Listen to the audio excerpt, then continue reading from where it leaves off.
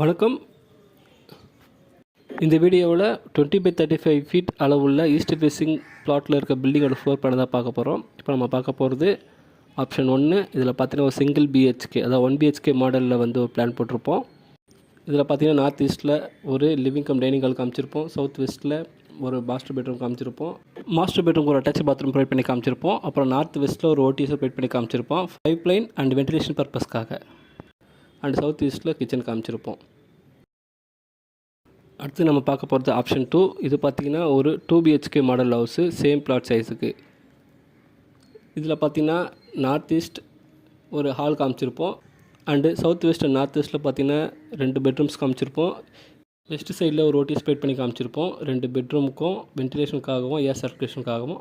இந்த ஆப்ஷனில் attach bathroom எதுவும் ப்ரொவைட் பண்ணியிருக்க மாட்டோம். 2 பெட்ரூமுக்கும் ஒரு காமன் பாத்ரூம் தான் ப்ரொவைட் பண்ணி காமிச்சிருப்போம்.